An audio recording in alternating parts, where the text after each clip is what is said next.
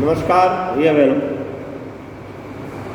संत कबीर के बारे में कौन नहीं जानता, अर्थात संत कबीर जैसे महान संत के बारे में सभी जानते हैं। इनका जन्म सन 1398 में वाराणसी में लहर तारा नामक स्थान पर उत्तर प्रदेश में हुआ। इनकी रचनाएं बीजक, जिसमें साखी, सबद और रमैनी संकलित हैं। तो इनका एक पद मैं अभी आपको पढ़कर सस्वर सुनाऊंगा, फिर भावार्थ करूंगा। इनके दो पद इस पुस्तक में दिए हुए हैं हिंदी की, और मैं पहला पद पढ़ने जा रहा हूँ, ध्यानपूर्वक सुनेंगे। हम तो एक एक कर जाना, हम तो एक एक कर जाना, दो ही कहे ते नहीं को दो जग, जिन नाहिन पहचाना। हम तो एक एक कर जाना, एक ही पवन एक ही पानी, एक ही पवन एक ही पानी, एक ही ज्योत समाना। हम तो एक एक कर जाना, एक ही खाक गड़े सो भाड़े, एक ही कोहरा साना।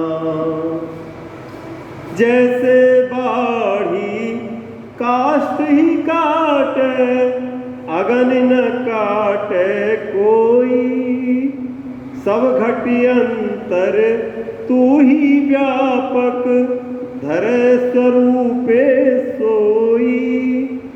माया देख के जगत लुभाना, काहे रे नर गर्भाना।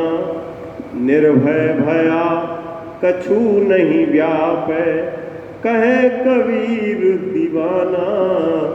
हम तो एक एक कर जाना, हम तो एक एक कर जाना।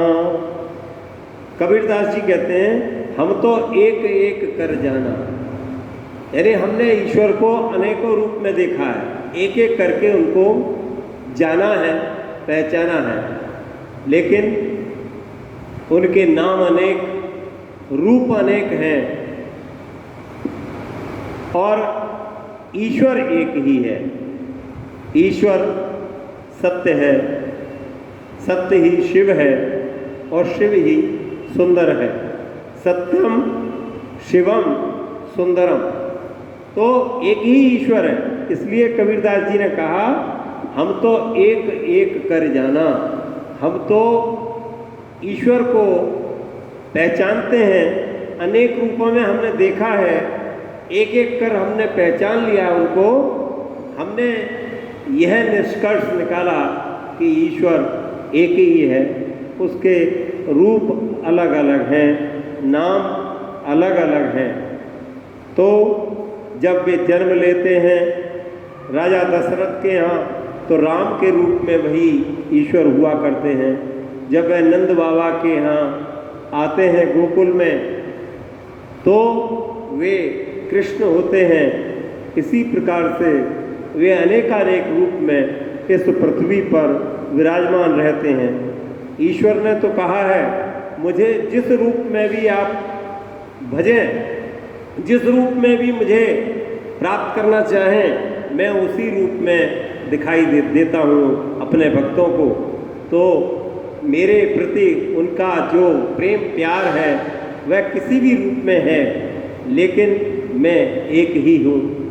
इस प्रकार से कबीरदास जी ने भी कहा कि लोग जो हैं वो अलग अलग भगवान के स्वरूपों को अलग अलग भगवान मानते हैं, तो अलग अलग भगवान नहीं है, भगवान एक ही है, ईश्वर एक ही है।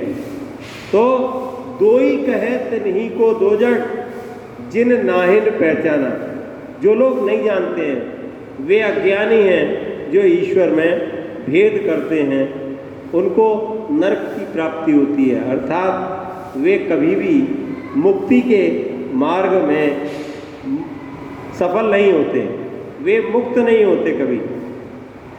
और जिस प्रकार से उन्होंने कहा कबीरदास जी ने कि एक ही पवन एक ही पानी, जिस प्रकार से संपूर्ण विश्व में हवा एक ही चलती है, एक ही पानी भी एक ही है, उसको अलग नहीं किया जा सकता। ऐसे ही हवा, अन्य अन्य देशों की हवाएं हमारे देश में भी चलती हैं। उत्तर से जब हवाएं चलती हैं तो वे सीमा नहीं देखती, वे देश नहीं देखती, वे तो एक ही दिशा में चलती चली जाती हैं। तो वह पवन एक ही है, भारतवर्ष का पवन अलग नहीं है, तो चाइना का अलग नहीं है, पाकिस्तान का अलग नहीं है।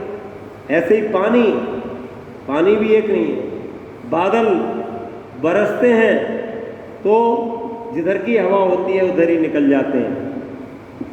तो इस प्रकार से हवा, पानी ये सब एक ही है। उसी प्रकार से ईश्वर भी एक ही ज्योति समाना, एक ही ज्योति, एक ही प्रकाश पुंज में है। एक ही खाक गड़े सब भाड़े, एक ही कोहरा साना। कुम्हार जो बर्तन बनाता है मिट्टी के, ऐसा वह कुम्हार अपने उन कच्चे मिट्टी के बर्तनों को जब पकाता है तो वह एक ही आग में पकाता है। एक गड्ढा होता है, उसे आवा कहते हैं। उस आवा में उन सब बर्तनों को, कच्ची मिट्टी के बर्तनों को रखता है और इसके बाद उसमें जो आग लगा देता है। तो जिस प्रकार से अग्नि जो है सभी बर्तनों में लगती है, इसी प्रकार से ईश्वर जो है वह बर्तन रूपी प्राणियों में, सभी में, प्रकृति में, सब में समाया हुआ है। एक ही खाक गड़े सब भाड़े, एक ही कोहरा साना। एक ही मिट्टी है, एक ही मिट्टी है, एक ही मिट्टी से सब बने हैं। तो जैसे बाढ़ी काष्ठ ही काटे, अगर न काटे कोई, जिस प्रकार से बढ़ई जो है काष्ठ का लकड़ी को काटता है, तो लकड़ी में भी अग्नि होती है लेकिन उस अग्नि को नहीं काट सकता। ऐसे ये आत्मा जो है, ईश्वर परमात्मा का ही अंश जो है आत्मा है। आत्मा के बारे में कहा गया है कि शरीर नष्ट होते रहते हैं लेकिन आत्मा अमर है, आत्मा अमर अजर है। इसलिए उन्होंने कहा कि जिस प्रकार से काष्ठकार लकड़ी को काटता है और उसमें से अग्नि की चिंगारी निकलती है, लेकिन वह अग्नि को काट नहीं सकता। नैनम छिंदन्ति शस्त्राणि, नैनम दहित पावका, न चैनम क्लेदयन्त्यापो, न शोषयति मारुता। तो शस्त्र जिसको मार नहीं सकते, अग्नि जिसको जला नहीं सकती, जल जिसको गला नहीं सकता है, हवा जिसको सुखा नहीं सकती, ऐसी वह आत्मा है, वह परमात्मा का स्वरूप है। सब घटे अंतर तू ही व्यापक, सब घटे अंतर तू ही व्यापक, धरे स्वरूप सोई। सब घटे अंदर, सभी प्राणियों के अंदर, संपूर्ण प्रकृति के अंदर ईश्वर का वास है। सबके अंदर वही है, व्यापक रूप से वह सभी के अंदर है और अलग अलग रूप है। हिंद देश के निवासी सब जन एक हैं। तो इस प्रकार से सब घटे अंतर तू ही व्यापक, धरे स्वरूप सोई। माया देख के जगत लुभाना, काहे रे नर गरबाना। माया देखकर मोह ममता धन संपत्ति वैभव देखकर मनुष्य यह समझता है कि यही सब कुछ हमारा है, लेकिन यहाँ सब कुछ धरा का धरा रह जाता है। जब हमारे शरीर से हम निकलकर यानी जीवात्मा निकलकर परमात्मा में विलीन हो जाती है, या हम अपने कर्म के अनुसार दूसरा जन्म लेते रहते हैं, मरते रहते हैं, जीते रहते हैं, जन्म लेते रहते हैं, तो लेकिन मनुष्य यह समझ नहीं पाता और वह माया के चक्कर में, धन वैभव यश सम्मान के चक्कर में इस संसार से छुटकारा नहीं पाता और वह अपने ऊपर बहुत घमंड करता है। निर्भय भया कछु नहीं व्यापै कहे कबीर दीवाना। और जब कबीरदास जी कहते हैं कि जब व्यक्ति यह समझ जाता है कि मैं कौन हूँ, कहाँ से आया हूँ, ईश्वर कौन है, तो वह निर्भय हो जाता है, वह उसका जो अज्ञान है वह खत्म हो जाता है और ज्ञान की ओर वह बढ़ जाता है और वह निर्भय हो जाता है, उसे फिर कोई डर नहीं लगता। तो कबीरदास जी कहते हैं कि ईश्वर एक ही है, ईश्वर सत्य है, सत्य ही शिव है, शिव ही सुंदर है। इस प्रकार से यह मैंने आपको कबीरदास जी का पद और उसकी व्याख्या की।